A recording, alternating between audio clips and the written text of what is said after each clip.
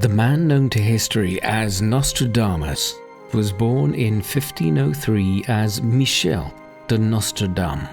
The exact circumstances of his birth are unclear, but he is believed to have been born in December of that year in the Provence region of southern France, most likely on either the 14th or 21st in the town of Saint-Rémy de Provence. His father was Jaume or Jacques de Nostradamus, a notary who worked for the government in Provence. Michel's mother was Reynière, a granddaughter of Pierre de Saint-Rémy, a prominent physician in the town of Saint-Rémy. Jacques and Reynière had at least 9 children, though the precise number is unclear, a not unusual occurrence in a time of patchy birth records and high infant mortality. The Nostradamus family had a somewhat shadowy background, and there is little information about Michel's childhood. The family was possibly Jewish in origin. This placed them in a difficult position because the Jewish people had come under severe persecution in France and other countries such as England in the High Middle Ages, with governments issuing orders for them to either leave those dominions entirely or convert to Christianity. Many converted but continued to practice Judaism in private. The Nostradamus family held out for many centuries to come, in part because the weak, decentralized nature of the French crown made royal enforcement of such directives in regions such as Provence difficult. Evidently, though, the pressure to convert was significant enough by the mid-15th century that Michel's grandfather, his father Jacques' father, a man named Cresquas, of whom we know little other than he worked as a moneylender in Avignon, decided to finally convert to Roman Catholicism. When he did, he adopted the Christian name Pierre and the surname Nostradamus, which means Our Lady, a symbol of his having converted on Our Lady's Day, a significant religious festival at the time, celebrated on the 25th of March. Michel's Jewish background may have been somewhat significant. There was a major strain of mysticism and esoteric knowledge involved in Jewish literature and thought in Europe in the late medieval and early modern periods, ones which influenced Michel's later writings. Foremost here was the Jewish Kabbalah, a school of thought in Jewish mysticism which sought to explain the relationship between an unchanging, eternal God and the finite world of mortals. This focused on sacred texts, many of them away from the mainstream of Judaism, and a good deal of which utilized language and rituals which were open to myriad interpretations. The language could often be vague and of an apocalyptic nature. For instance, the most central text within it, the Zohar, is a group of books offering mystical commentary on the Jewish Torah. Significantly, the Kabbalah emerged most strongly within the Jewish communities of Spain and southern France in the 12th and 13th centuries, and so the Nostradamus family were most likely exposed to this extensively in the centuries that followed. Scholars have long noted the influence of the Kabbalah and Jewish mysticism on Nostradamus' later writings. We know almost nothing about Michel's earliest years. A theory that he was educated in his childhood with his maternal grandfather, and it was from him which he gained some of his earliest training as a physician, is certainly spurious, as Pierre de Saint-Rémy died when Michel was still an infant. What is clear is that in 1518, when he was 14 years old, Michel entered the University of Avignon, one of France's oldest universities, having been first established in 1303. There he began studying for his baccalaureate, a degree which, like nearly all educational curricula in Europe at the time, was heavily centered on grammar, rhetoric and logic, and the works of Greek and Roman writers such as Aristotle and Cicero. However, Michel's time here was cut short by a major outbreak of the bubonic plague in southern France, one which forced the college authorities to close the institution.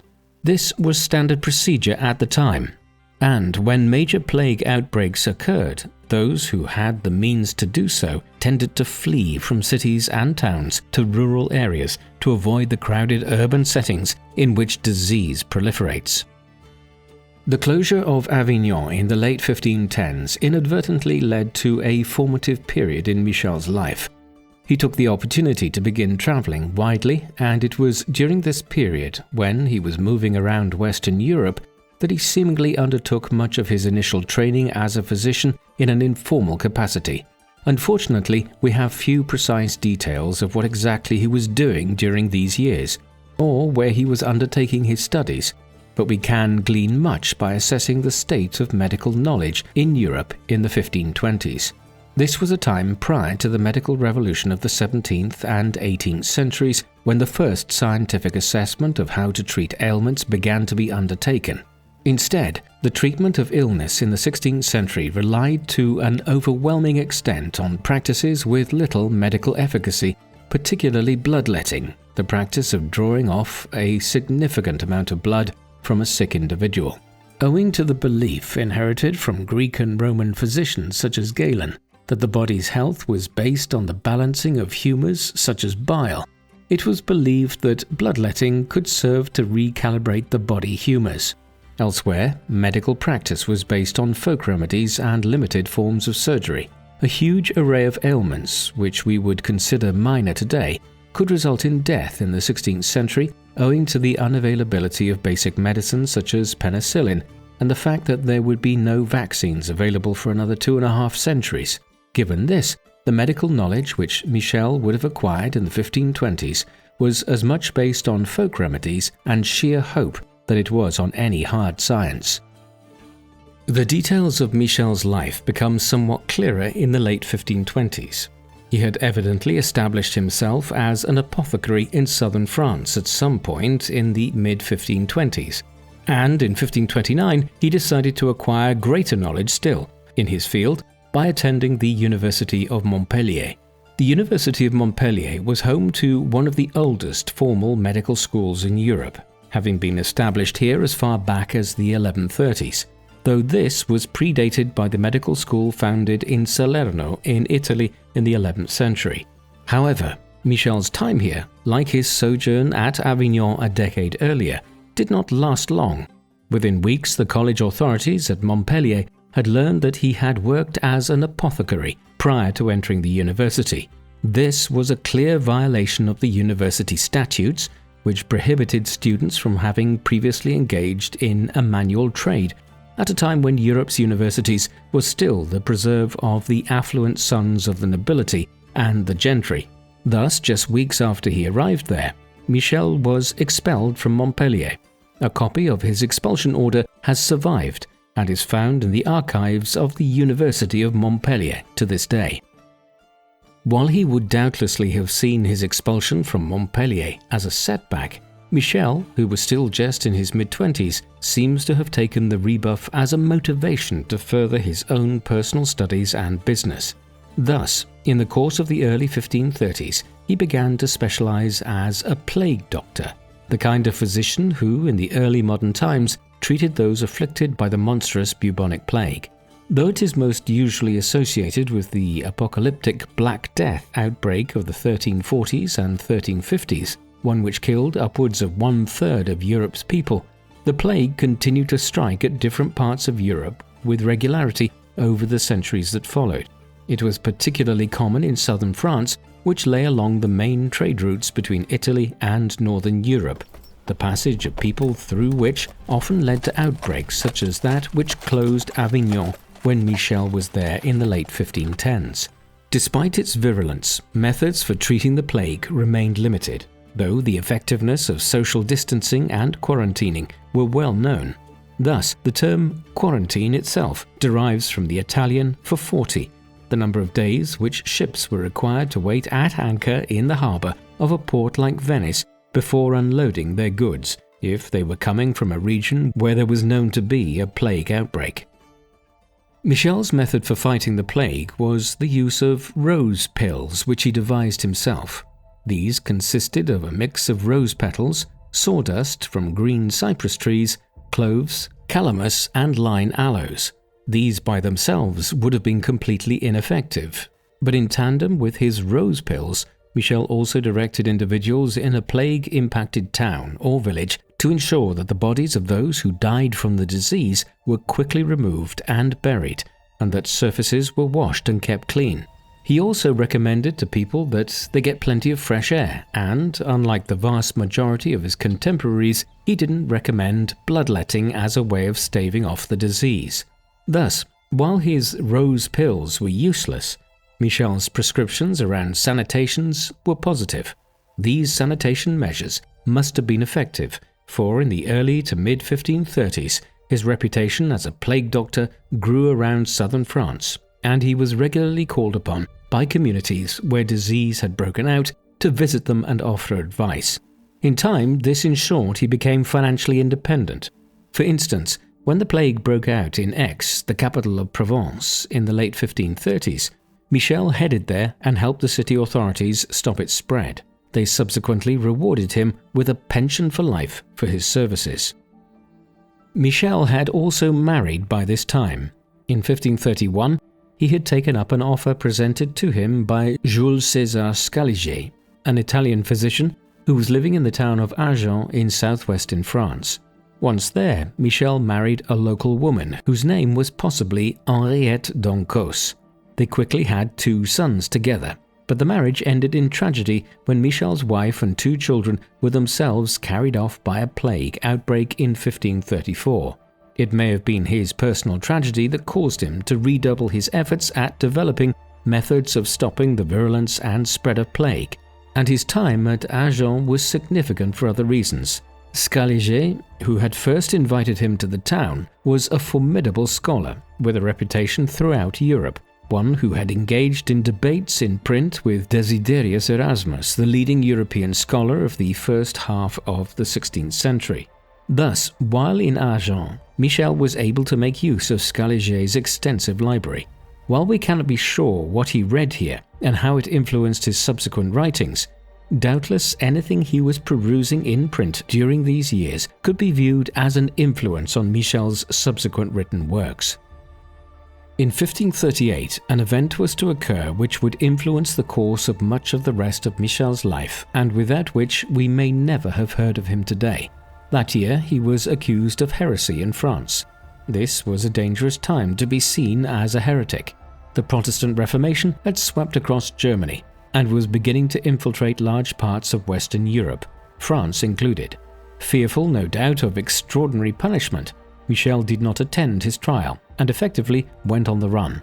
Much of this was within France itself, and it appears that his crime, whatever had led him to being accused of heresy, was limited enough that he was able to continue working in Provence and other regions. However, he also travelled further afield, to Italy. It was here that he established contacts within the printing industry, the capital of which in southern Europe was located at Venice. Though he did not begin publishing just yet, Michel would soon, and it would be owing to his Italian influences. Meanwhile, in the mid-1540s, he returned to France, where he was yet again involved in fighting a plague outbreak in the city of Marseille. Shortly thereafter, he finally settled down in Salon de Provence, and it was here in the late 1540s where he started a second family after marrying an affluent widow by the name of Anne Ponsard. They would have 3 sons and 3 daughters in the years that followed. Moreover, between his wife's own financial means and the extensive pensions and payments he had accrued himself as a plague doctor over the years, Michel was in a position to settle down as a writer as he entered what we would now term middle age, but which at the time was seen as old age. Michel's authorial career began in 1550 when he published his first book. This was an almanac, a kind of small booklet or pamphlet.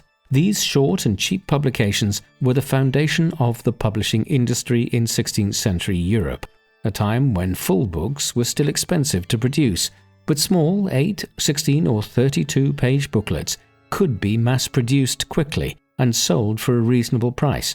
Accordingly, almanacs on all manner of different subjects, from the religious disputes which were ongoing between Catholics and Protestants to agricultural matters and recipe books were produced across Europe at the time.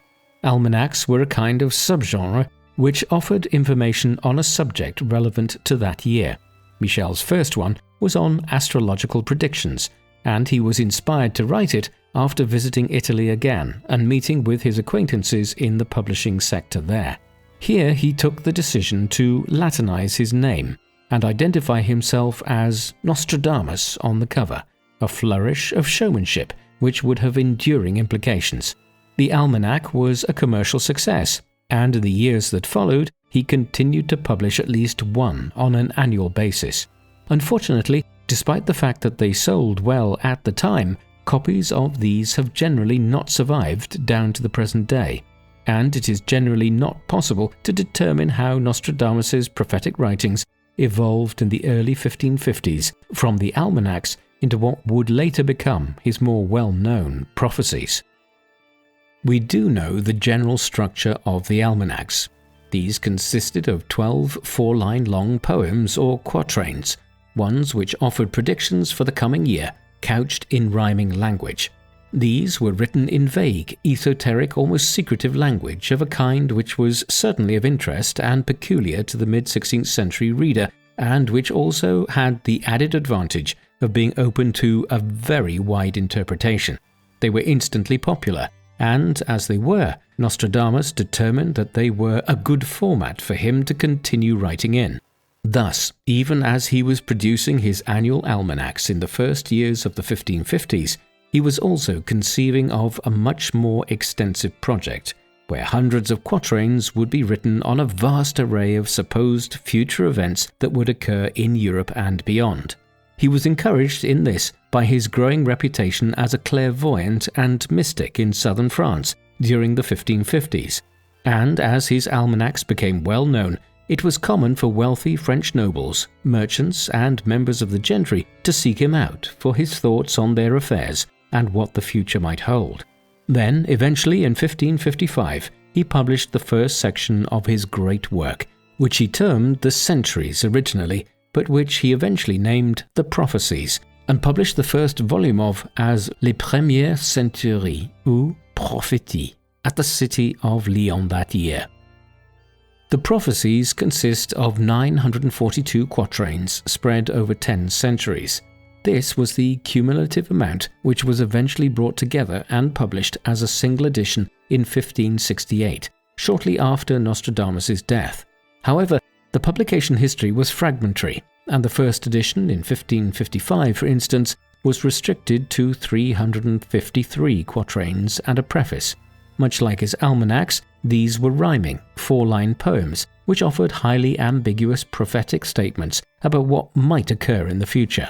For instance, one of the very first quatrains stated that, "When the litters are overturned by the whirlwind and faces are covered by cloaks, the new republic will be troubled by its people. At this time, the reds and whites will rule wrongly." This is ambiguous enough that people of future years and generations could read very many different things into it at different times. Moreover, because the prophecies were not said to have specific reference to individual years, unlike the almanacs, the contents of these quatrains could theoretically relate to an event at an indeterminate point in the future. It was this combination of vagueness and prediction that would eventually allow Nostradamus' prophecies to be interpreted in a seemingly limitless number of ways. The topics covered by Nostradamus were varied, but tended to center on what might broadly be termed political and social events. There was extensive talk of kings and queens and empires and kingdoms throughout the prophecies.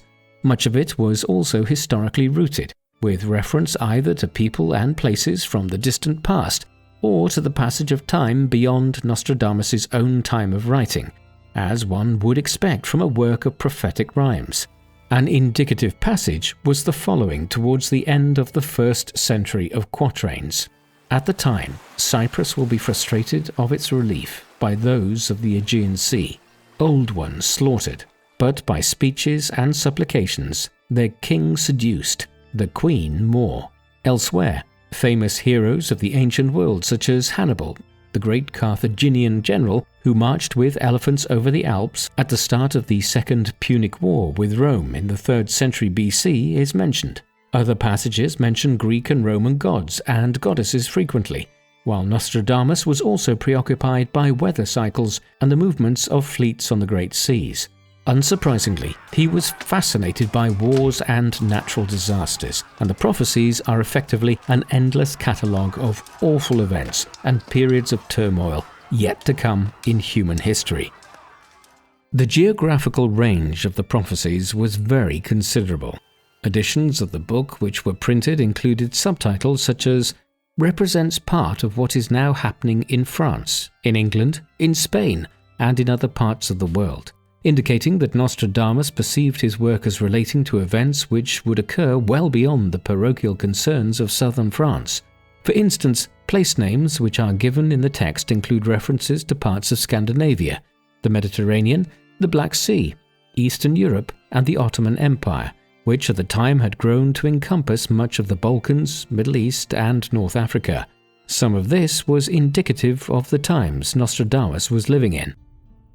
When he was born in the first years of the 16th century, Europeans had just discovered concrete ways of travelling around Africa by sea and to the Americas by sailing westwards from Europe. The prophecies reflect the revolutionary changes which were occurring in European conceptions of geography, and indeed the myriad new peoples they were coming into contact with as they voyaged out ever further from Europe. It is also telling how specific many of the references were. He is often not just referencing countries well away from France, but individual cities and islands. Closer to home, there are scores of specific cities, towns, and provinces in places like France, the Low Countries, and Italy directly mentioned. Given his concern with classical motifs, the names used by the Romans for parts of Europe were also often employed. More broadly, the fact his work covered such a large array of geographical places has made Nostradamus' works more timeless and pertinent to a greater array of people than they otherwise would have been.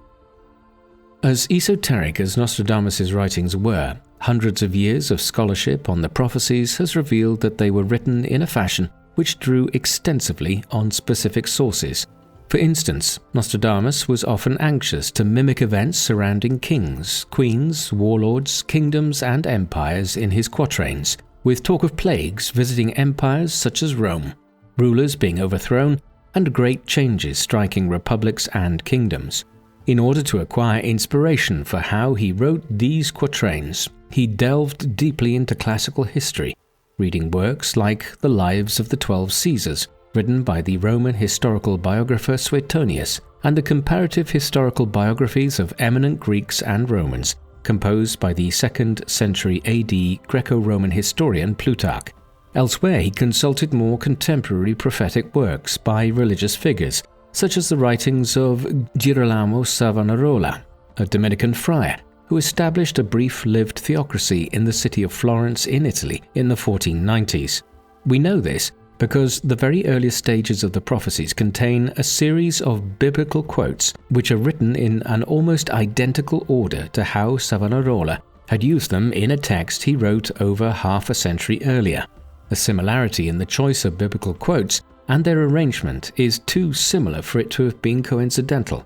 Another major work which he utilized was the Mirabilis Liber, or Miraculous Book, a compendium of predictions by Christian saints and divines which had been collected since the 11th century and which was only finally published in France in 1522. Many other passages of the prophecies have been found to extensively utilize similar texts or paraphrase entire passages. How Nostradamus used the texts which he employed as source material remains a matter of considerable academic dispute. Some scholars believe his reading of them was ordered and systematic, with the French doctor leafing through volumes in his study in Salon de Provence until he found passages which inspired him. However, others whose views on Nostradamus are admittedly less favourable propose that he simply threw open books like the Mirabilis Liber randomly and drew inspiration from what was written on whatever page he landed on, fashioning prophecies out of the contents of these haphazardly chosen sources. Exactly what mental space he was in as he conducted his work has also been widely debated. Advocates of Nostradamus have been keen to view him as meditating in a special way before he was inspired by some prophetic vision in his study, perhaps by flame-gazing or some other transcendental approach. But in the only extant pieces of writing and personal correspondence in which he actually described his writing method, Nostradamus stated that he merely tried to attain a position of mental calm and tranquility before preparing his quatrains. There was nothing mystical in his process, and he repeatedly denied that he was a prophet of any kind. We have to also examine Nostradamus and his work against the intellectual backdrop of the 16th century. This was a time when the scientific revolution was in its infancy. During Nostradamus' lifetime, Nicolaus Copernicus would publish On the Revolutions of the Heavenly Spheres, a work which revolutionized European conceptions of existence in identifying how the planets of the solar system orbited around the Sun rather than the Earth being the center of existence. It was also a period when the new Renaissance learning which had emerged in Italy during the 14th and 15th centuries was spreading north over the Alps to France, Germany, the Low Countries and England. The Protestant Reformation began in Germany in 1517, calling into question all of the established beliefs of the Church, and Europeans were beginning to explore the world. The Americas were discovered by various Italian, Spanish and English mariners in the 1490s and 1500s, while the Portuguese had discovered the sea route around Africa to India and China.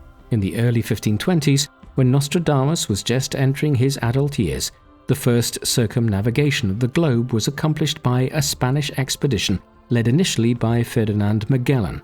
Everything at this time was open to interpretation, and every year brought the possibility of unique ways of viewing the world.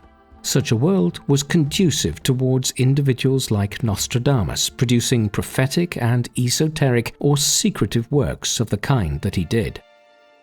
A strain of European intellectual debate in the 16th century which was particularly relevant to Nostradamus' writings was the revival of Neoplatonism and Hermeticism. These were intellectual movements that had emerged in the last centuries of the Roman Empire and which focused on esoteric or secret forms of knowledge.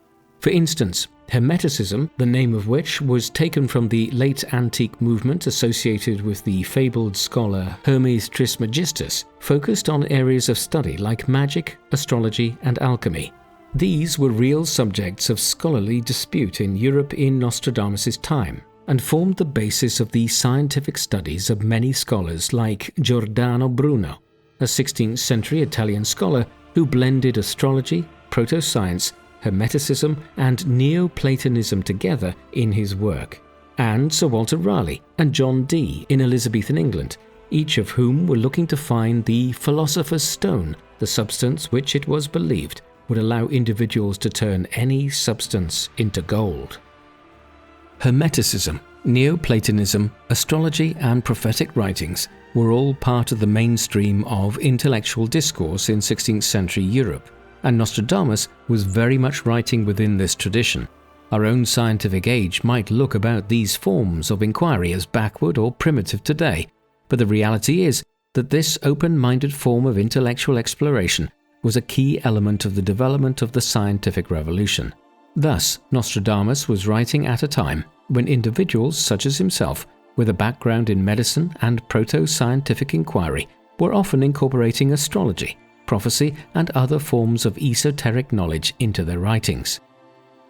Nostradamus' writings, though, are not remembered today for the intellectual landscape in which they were written, but for their alleged predictions of major historical events. One of the more striking of Nostradamus' prophecies, which is believed to have come to pass, concerns the Great Fire of London. In early September 1666, a small fire in London spread until it burned down a huge proportion of the city. The death toll was relatively minor, but it destroyed most of the medieval city. In its aftermath, many fans of Nostradamus began to point towards a specific quatrain in his prophecies which seemed to predict this. This read, quote, "The blood of the just will commit a fault at London. Burned through lightning of 23's the 6. The ancient lady will fall from her high place. Several of the same sect will be killed." This has been interpreted as a direct prediction of the Great Fire, most obviously because of the specific references to a great burning of London, but also because the reference to 23's the 6, which could be interpreted to add up to 66. However, there was no lightning involved in the Great Fire. Rather, it started in a baker's workshop. Very few people died, unlike Nostradamus' reference to several of the same sect being killed, and the reference to an ancient lady has no obvious reference to the political circumstances of England at the time. Nevertheless, the Great Fire and the seeming reference to it further augmented Nostradamus' reputation in the latter stages of the 17th century. While his prophecies did range over a wide array of geographies, inevitably there was a particular focus on France and French affairs. Unsurprisingly then, avid Nostradamus readers have identified several major events in French history which the Provençal plague doctor was believed to have predicted. The most prominent was the French Revolution and the rise of Napoleon Bonaparte. There is an extensive series of quatrains in one of his centuries which foretells a time of great strife and civil discord in the country, followed by a new ruler emerging. Here Nostradamus states, quote, "Of a name which was never held by a French king.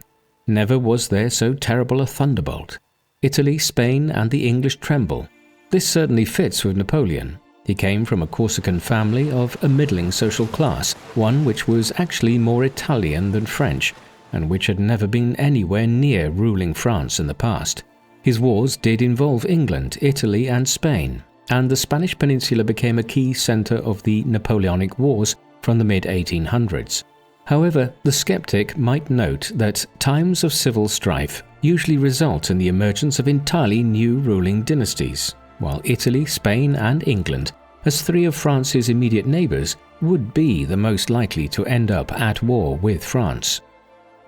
Another major political figure in modern European history who Nostradamus is alleged to have foreseen the emergence of is Adolf Hitler. One of Nostradamus's quatrains runs as follows: "From the depths of Western Europe will be born of poor folks a young child, who by his tongue will seduce a great many people.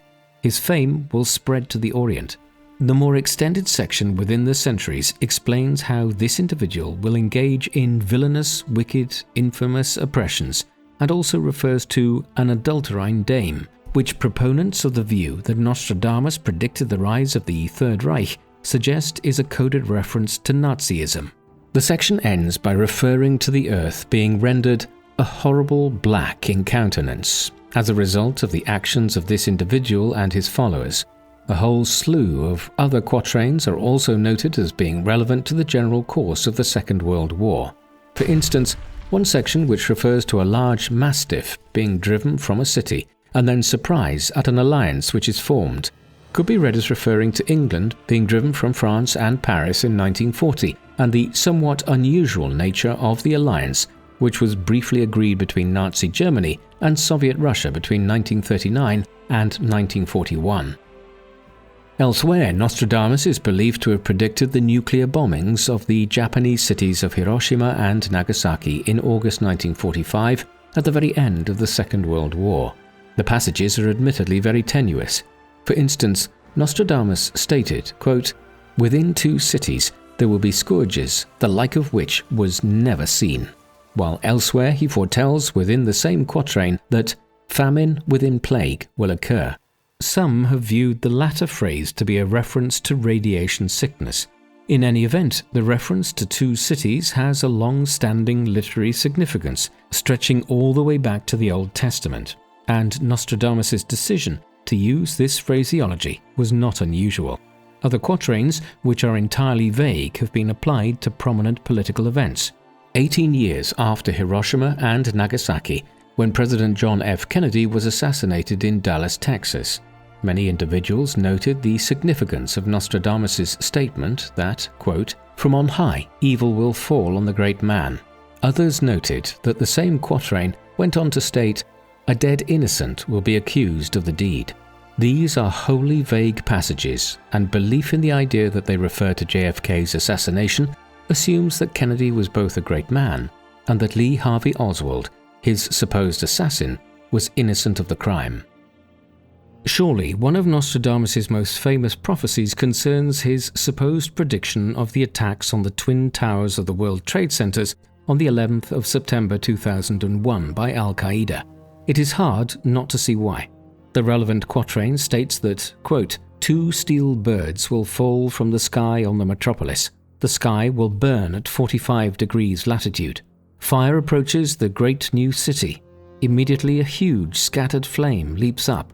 Within months rivers will flow with blood. The undead will roam the earth for little time." The two steel birds here, which Nostradamus refers to as falling from the sky on a great city, is a striking statement about the planes which crashed into the two towers, while the scattered flame, which he refers to as leaping up, would certainly match with the inferno which was unleashed above downtown Manhattan that morning in 2001. Moreover, the reference to rivers of blood being shed within months is a striking portent of the fact that the United States would invade Afghanistan just weeks later, and later Iraq in response to the attacks. Fans of the significance of Nostradamus' prophecies certainly have a strong argument that quatrains such as these are strikingly prophetic. And then there are the more recent events still. Many have noted the relevance of a quatrain pertaining to 2022 in which Nostradamus stated, "Because they disapprove of his divorce, a man who later they consider unworthy, the people will force out the king of the islands. A man will replace him who never expected to be king." Some have seen this as being a reference to Prince Charles's divorce from Princess Diana and the negative public sentiment which attached itself to him as a result. Charles has recently ascended as King Charles III of the United Kingdom, and some have viewed this quatrain as being an indication that he will be forced to abdicate, perhaps in favour not of his eldest son, Prince William, the designated heir, but his younger son, Prince Harry, a man who never expected to be king. Other quatrains have been identified which seem to predict the war which has been in train in Ukraine since the spring of 2022, and even passages which predict the disastrous consequences of climate change. In the latter respect, the quatrains referring to the sun becoming so hot that the Black Sea will boil are particularly relevant, with Nostradamus consequently predicting that the denizens of the Mediterranean and nearby regions would be starved owing to the changing weather patterns. Of course, all of this raises a question. If Nostradamus allegedly predicted so many of the era-defining historical events, then what might his prophecies have had to say about events to come in the 21st or 22nd centuries? The portents are mixed. NASA and Elon Musk might be disappointed to learn that Nostradamus poured cold water on the idea of a successful colonization of Mars, stating that, quote, "the light of Mars will go out." He also somewhat worryingly seemed to predict a great war would break out in 2023, but that it would only last for 7 months. But perhaps the most disturbing quatrain of all predicts a breakdown in the global food chain and the advent of a real-life version of The Walking Dead. In what must surely be one of his most upsetting quatrains, Nostradamus informs us that, quote, "so high will the bushel of wheat rise, that man will be eating his fellow man." Thus, Nostradamus' predictions of future events are not for the faint-hearted and should probably be avoided by anyone with an overt tendency towards panic shopping. A major issue which needs to be taken into consideration when assessing Nostradamus' prophecies is their inherent vagueness. This was not just in terms of the esoteric, rhyming language used, but also in terms of other methods Nostradamus employed to deliberately shroud what he was saying. The Frenchman was writing at a time when charges of being a prophet or proponent of dark magic could bring about charges of heresy, an experience which Nostradamus had already had in the 1530s and which he had no wish to repeat. Accordingly, when he wrote the prophecies, he used a mix of different languages, including French, Provençal, Italian, Latin, and Greek, in a deliberate effort to disguise what he was saying in places and allay any doubts that he was an agent of the devil. Moreover, some specific place names and other words which he employed can be interpreted in a completely tangential fashion. Such is the case with his reference to Rousseau in one instance, which analysts have taken to refer to the 18th century Swiss philosopher. But Rousseau was hardly an uncommon name in the Provence region in the 16th century. More tellingly, many analysts have insisted that Nostradamus' reference to Hister in Germany in one of his quatrains prophesied the rise of Adolf Hitler. That is, until such time as we consider that Hister was simply a name for the lower part of the river Danube in the 16th century. Thus, in addition to Nostradamus' prophecies being incredibly vague, there are manifold issues with how modern readers have read them without any awareness of the 16th century context in which they were written, or indeed the many classical and literary allusions which are contained within them. One final point which should be noted concerning the overall structure and content of the prophecies, and indeed their vagueness, is the lack of specific dates. One would think that in a collection which set out to provide prophecies of future events, that it would be necessary to provide a great many dates. But in actuality, for the period between 1588 and the year 3797, Nostradamus only references 9 specific dates. Subsequent readers have sought to suggest that other elements of the text make it possible to identify the general period in which an event would occur, such as the reference to the Great Fire of London, which occurred in 1666. However, there is no doubt that the lack of dates is a serious issue when evaluating Nostradamus' work. He himself explained this away as being a product of the book's cyclical notion of time, one in which the events of the past, when the Egyptians, Greeks, and Romans ruled the Mediterranean, through to his own day and centuries into the future, all had a kind of timeless quality, in which wars, natural disasters, and political swings to and fro were repeated. But despite his statements about what he called transmutations of time, Nostradamus was simply adding an additional layer of vagueness and uncertainty to his text by generally refusing to add any details that could tie his prophetic events to a specific year or date in the future. Curiously, for a text which has gone on to become one of the most instantly recognizable works of the last half a millennium, the prophecies were not initially well received when the centuries of them were published in Lyon in 1555. Such was the esoteric nature of Nostradamus' writings and the portents of doom contained within them that many people suspected him of being a proponent of dark magic or an occultist. Michel may have been concerned enough by the suspicions raised at this time that it led to him burning several of the more controversial texts which he held in his study in Salon. However, despite the tepid initial reaction, his publishers agreed to continue publishing additional centuries of quatrains in the years that followed, and as sales picked up, additional editions were published in Paris. The work, which Nostradamus intended to run to 10 full centuries, amounting to 1,000 quatrains, was never finished in its entirety. Nostradamus' death prior to completing the work in the mid-1560s would ensure that, but it was very close to completion, and so in 1568, the first full volume of 942 quatrains was published. It has been speculated that a small number of previously unpublished quatrains, which were added into this full edition of 1568, were the work of another writer, but in any event, the overwhelming majority were indisputably the work of Nostradamus, and formed the basis of his prophecies such as they have been read, studied, and commented on ever since. The almanacs and the prophecies were not Nostradamus' only written output in his later years. Among his other works is a text which he composed at some date in the 1550s on Egyptian hieroglyphs, entitled the Oros Apollo. The text comprises 182 verse epigrams and concerns the nature of Egyptian hieroglyphics, the system of symbols and pictograms which were used as a written language in Pharaonic Egypt between the 3rd and 1st millennia BC.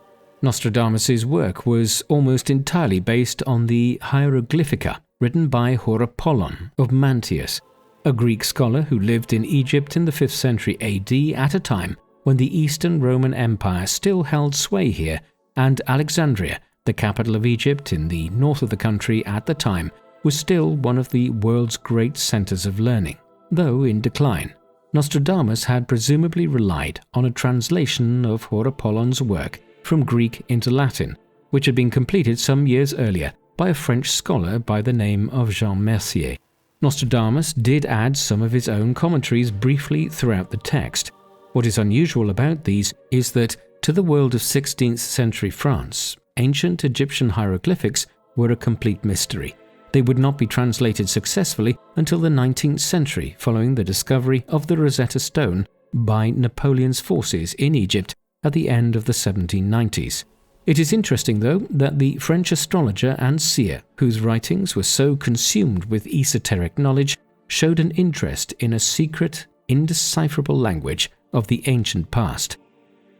Nor was this his only other work. In line with his long experience as an apothecary, physician, and plague doctor, Nostradamus also composed a number of works in the 1550s on medical topics. The principal such text was a work on cosmetics and medicines, published in 1555. This was referred to as a cookbook, included recipes for preserves, and is a good example of the peculiar manner in which the preparation of medicines could overlap in the 16th century with other pursuits. Whether one was making health foods or cosmetics, all involved ingredients derived from nature and thus could often have strikingly similar properties. For instance, a recipe early on in Nostradamus' text was for nutmeg oil, an ingredient which was variously used for medicines, makeup, and for cooking with. Elsewhere in the text, Nostradamus provided details of how to clean and whiten one's teeth, or to make an aphrodisiac. Around the same time, he was also working on a paraphrased translation of the Protreptic, a medical text written by the ancient Roman physician Galen over a millennium earlier. Thus, what should be clear from all of this is that while Nostradamus is almost entirely remembered for his prophecies today, he was working on a wide array of written texts and translation on many different matters in the 1550s. All this scholarly work and published output soon increased Nostradamus' fame in France beyond what he had ever enjoyed as a successful plague doctor back in the 1530s and 40s. Eventually, Nostradamus' range of admirers stretched all the way to the royal court in Paris. Back in 1533, the heir to the throne, Prince Henry, had married Catherine de' Medici, a scion of the powerful Florentine banking and political family. Eventually, in 1547, she became Queen Consort of France, when Henry ascended as King Henry II. Catherine brought a Renaissance Italian's love of astrology and almanacs with her to France in 1555, and after coming across Nostradamus' almanac for that year, she summoned the Provençal seer and doctor to Paris. One of the quatrains in his almanac for that year hinted at a threat to the royal family, and she wished to learn more. Though initially fearful for his life, he was received warmly by the Queen. Thereafter, she regularly corresponded with him, seeking advice about future events. Then, following her husband's death in an unfortunate jousting accident in 1559, she effectively became regent for her sons, who were still too young to rule in their own stead. Catherine's faith in the Provence seer's prophetic abilities was cemented by that time. Nostradamus had, after all, written in one of his quatrains a few years earlier that, quote, "The young lion will overcome the older one, and that it would come about by a ruler being pierced through the eye," a prophecy which became highly relevant when Catherine's husband was killed by having a piece of a joust break off and penetrate into his eye and his brain. Thus it was that under Catherine's patronage in the 1560s, Nostradamus was promoted to the positions of a royal counsellor and also as physician in ordinary to the young King Charles IX. This brought Nostradamus an additional pension and some considerable protection against any charges of engaging in heresy or dark magic thereafter. A sign of his growing affluence was seen in his and his wife's investment in a scheme launched in 1556 by the French engineer Adam de Crapon to build an extensive 25-kilometre canal to bring water from the river Durance to Salon de Provence with the goal of irrigating what was a region prone to summer droughts. The Nostradamus owned a 1/13th share in the endeavour, and it proved to be so successful that de Crapon subsequently extended the canal all the way north to the river Rhône and south to near the Mediterranean coastline at Istres. As a result of this, as well as his many pensions which accrued over the years for his work as a plague doctor and a physician, along with the royalties from his growing body of published works, the Nostradamus family were able to live a relatively comfortable life in Salon de Provence in the 1550s and 1560s, though he, his wife, and 6 children remained in the same small house in the town, which is still standing today, and which indicates that his was no lavish existence by any means. By the 1560s, Michel was suffering from increasingly ill health.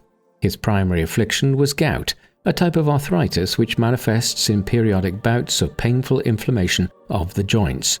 Despite his patronage by the royal family, he experienced one last clash with the church authorities in the early 1560s, when he was briefly imprisoned at Marignane on the orders of the local bishop.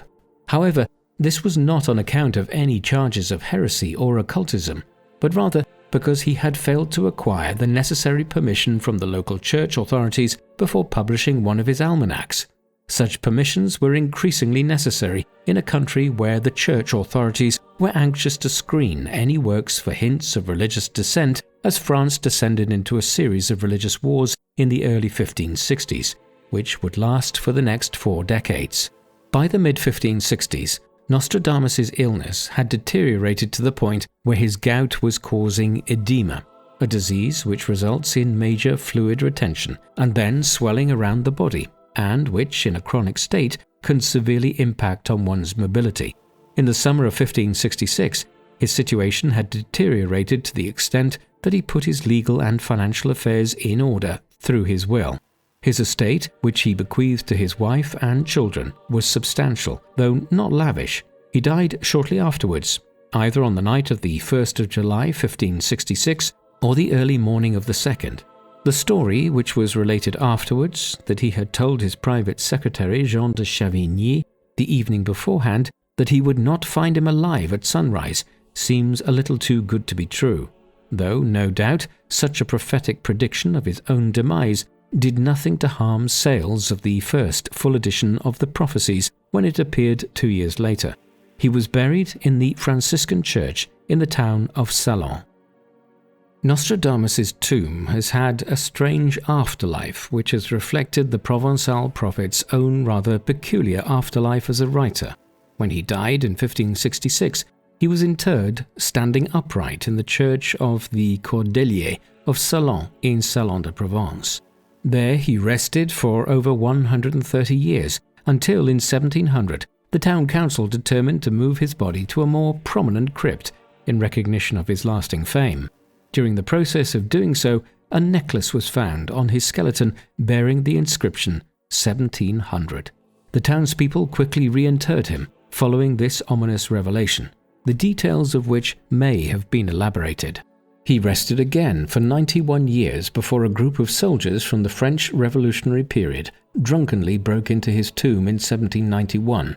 The tomb was only restored following the intervention of the town mayor, who convinced the soldiers that Nostradamus had not been a nobleman.